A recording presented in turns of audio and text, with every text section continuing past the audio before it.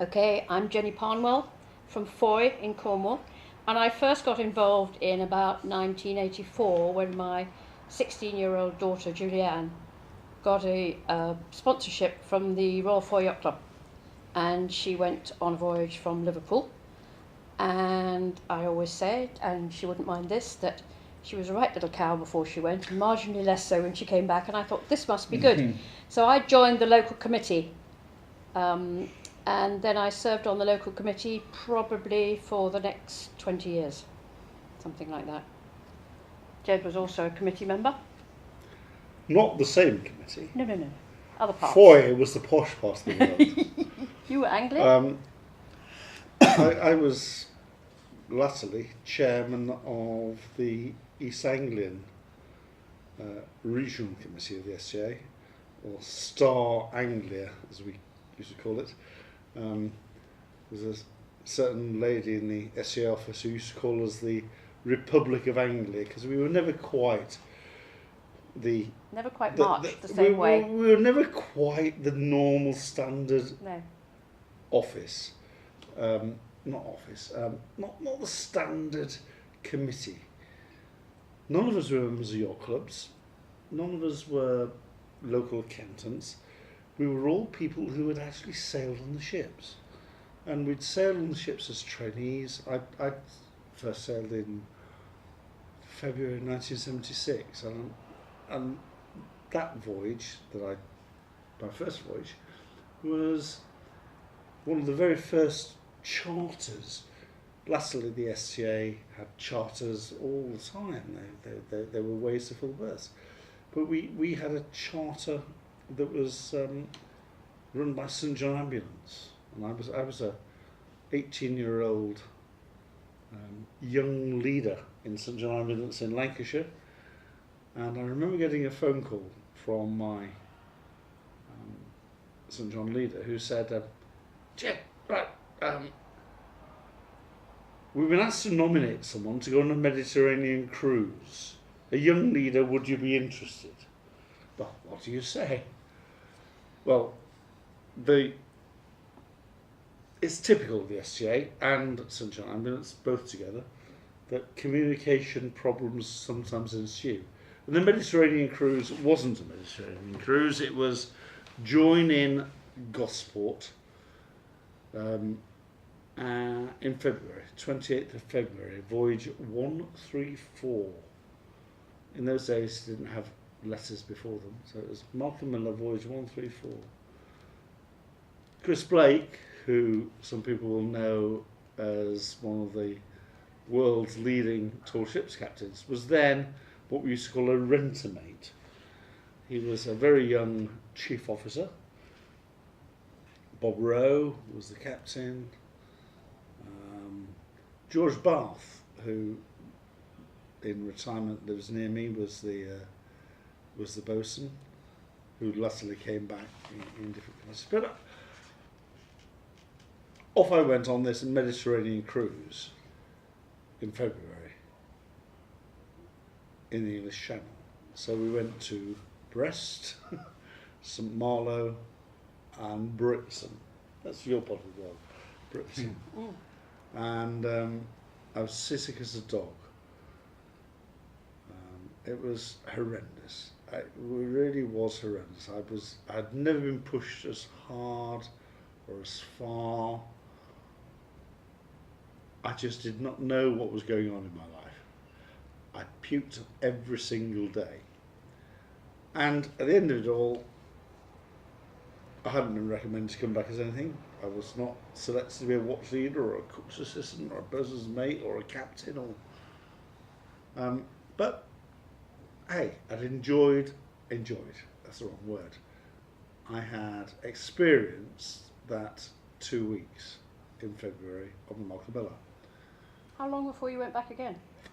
Well, what happened was, at the end of the voyage, they asked us all to write our names and address on an envelope, and would we like to be invited to the reunion? I'm at a reunion now, actually, but in those days we had a reunion, an annual reunion of the Schooner Association, as it was called. In London. at Lloyd's of Lime Street, That's right. 51 Lime Street. I have stories about being thrown out of there, but I won't go into that. I know. And in the same envelope, they used to say, will you come back and work during the refit and paint and chip rust and do things? So, yeah, I lived in Manchester, but why not? 2 weeks in London, sounds good. So, having sailed in 76, in 77, February 77, I came down and worked on the refit. I happened to be allocated to the galley, so I worked in the galley for a couple of weeks. Did a bit of chipping and painting and cooking and other stuff. And then I came back the following year, in 78, and as a result of, not as a result of, at the end of that refit, many beers and many sordid stories later, I said, well, why don't you come back as a cook's mate? I said, well, I haven't been recommended. You had to be recommended. You had to have a letter from the council of the STA in order to return. And the chief officer at the time said, well, why don't you just come back? I'll give you a recommendation. And he did. He's here tonight, Mr. Groom. And I then came back and served as a cook's mate. And I served as a cook's mate on the Somerset Churchill, which was a great trauma because I was a Malcolm Miller person. Ooh. But So then did you come back every year? and I then, once you sailed, you were then on the list. Unless you really blotted your copybook, you were there for life. And How many years was that? 40 years ago, this year is my 40th year of sailing with what is now the Tall Ships Youth Trust. February 76 I started, we're now in 2016. I had a little 10-year break. The schooners have gone, the brigs are here. I had sailed with the brigs. And this year I've retired and have in August, did a month on the brigs. And it's one of the reasons I'm quite happy and pleased to be here tonight, apart from all the people. I've been to lots of reunions over the years, some of which I remember, some of which I don't. But tonight, 50 years of the Sail Trading Association, 6 years of Sail Trading Association, 50 years of Somerset Churchill, and 40 years of me sailing. Brilliant. So, what about you? that's me and my story. What about you? Well, I started, I'm Charles Jackson, by the way, or as I'm christened amongst the STA people, CJ. I think it was some sort of silly joke about a television programme which I'd never seen, where there was this buffoon character called CJ. And I think Captain Mark Betty called me this, and everybody was raw with laughter when he came up with this one. CJ, I forget what the punchline was, but it sort of stuck. And everybody thought it was a great joke, and I didn't understand it, which of course made it funnier. Anyway, by chance, Jed, I started the same month as you, but on the Sir Winston Churchill. I'd been in the boat show and talking to a guy on the stand, and he said, we've got a place vacant still for the shakedown on the Churchill in February 76. It's a sort of spare part officer, you've got no particular role, but I thought, well, that sounds okay, it was not really much money. So along I went, and then after the first night, before the main crew arrived, one of the watch officers had to dash off some family emergency, and I got instantly promoted by the captain to be a watch officer, which I'd done. I had sailed on a 90-foot Baltic trader as paid hand, and I'd done quite a lot of other sailing, and I was doing the shore course for my yacht master offshore.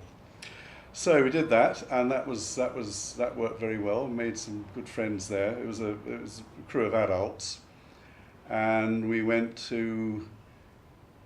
from London to Alderney, and then to Southampton, and I just kept on going. And then I was also invited to join the London committee, And after many years on that, we needed more input from that. So we formed another branch called London North, and I was chairman of that.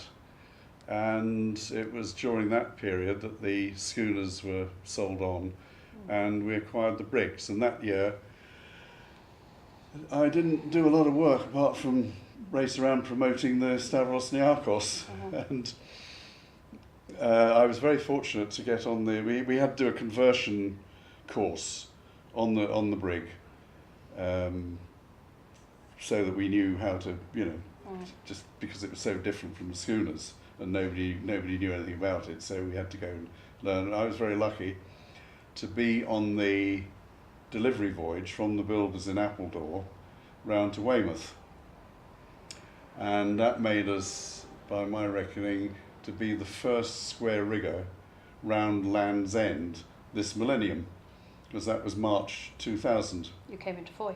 And we didn't come into Foy. We put into Falmouth, and then we went straight on up to. If it's any consolation, Chaz, I did do the millennium on the schooners in the Canaries. I saw New Year's Eve 2000 That's rather nice. I can't remember a great deal about it because New Year's Eve is my birthday, which shouldn't help.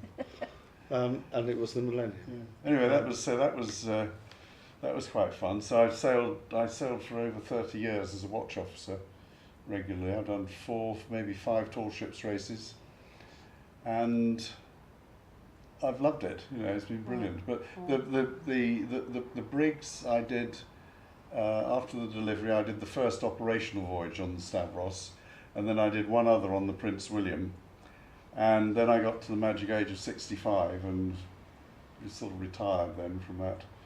And I used to love the schooners. The brigs I found a little bit impersonal and not quite. You didn't have so much contact with the trainees, because that was very important on the schooners, particularly at night, to be able to talk to people in the dark. Wasn't the same, was it, with the brigs? No. They were like, somebody described it as a cross-channel ferry with square sills above. Mike Willoughby, was it the guy who did the square sill? Yeah. So I think, one way or another, I've been heavily involved in the STA for a good part of my life, and I've loved it. And I think it's very heartwarming, because you do come across people in everyday life, lots of them, who have been on the ships and who may not have liked it very much at the time, but they're really glad that they've had the opportunity to do it, and they in retrospect they could see that it was a benefit. I think that's one of the most amazing things about the tall ships experience. Any tall ship, actually. It's very levelling. But the STA were the people who really launched the system, certainly in the UK, and that is that you all join the same. No matter who you are. So as trainees, you may come along as a watch officer or a cook or a captain or a member of a small permanent crew, but the basic voyage crew all joined the same. And there was no difference between you. It didn't matter whether you were... The classic example was a footman at Buckingham Palace, because they used to sponsor. Yes, they did. Yes, Or someone from a Borstal, because they used to, the Home Office used to sponsor young offenders to come. You would all be together on the half deck, 42 bunks, but actually it wasn't even 42 bunks, 42 people sleeping there, because you used to have hammocks as well. But you would be there together, and there was no difference between anybody when they joined the ship. You all came on board, you all signed on, you were equal, and the only thing that made you unequal was what you did or didn't do during the 13 days of your voyage. That's a pretty powerful thing, actually. Very powerful. It doesn't matter what people will come with baggage, lots of people came with baggage. I don't mean rucksacks or kit bags. I mean, they came with real baggage, and some people came with huge superiority and preference. But it was an amazing thing to see, and I saw it many, many times during my time lastly as a cook's assistant or a cook, that the quietest member of the watch, the one who no one get any time for, often the person who had come from the weirdest, horriblest background, would be the one that took total command perhaps is the wrong word, but was leading the people in that watch. And the person who you would expect to lead the watch, the person from the public school, the army background, the military background, the strong career, the person who'd been sponsored by Barclays or Lloyds or one of the big banks in the city, they were totally flummoxed by it. And seeing that difference between the person who joined who was introverted and couldn't do anything, shirts and all sorts of different things. Well, yeah, that's someone who joined as a trainee, and that particular ex-captain did, and is wearing his chain gang tie because it means so much. I had a girl. And that sort of sums up really, that you can't break the bond. Tonight we've been at a unofficial reunion, but people still come back from all over the world to share their experience of tall ships and the schooners in particular. That's not to say at all the brigs and Challengers and the Cat. Yeah, they're doing exactly the same thing. They're doing sail training in a new generation. But what do I remember about the schooners? Well, they made me who I am. Which really goes to show that it wasn't just good for the trainees, it was good for us, a big part of my life. Yeah. I sent people for about 20 years, and it was only latterly, the last 10 years, that somebody from head office said to me, have you sailed? And I hadn't, and then I sailed, and then although I'd been talking the talk, I hadn't actually done it myself, and it was amazing, and I loved it. But one of my things was a girl that I sent from locally, and she went in August, and it was when a lot of the public school kids went as well. And when she came back, she turned around to me and she said, do you know, they might talk posh, but they're exactly the same as us. And I thought, if that's what she's learnt as a life lesson, that is fantastic. That it's a great leveller. Yeah. There was really good. There's one of the captains who used to say, doesn't matter what background you come from, when they're all puking up on the lee rail, they all look the same. Puke in the hair makes no difference whether it's posh hair or rough hair.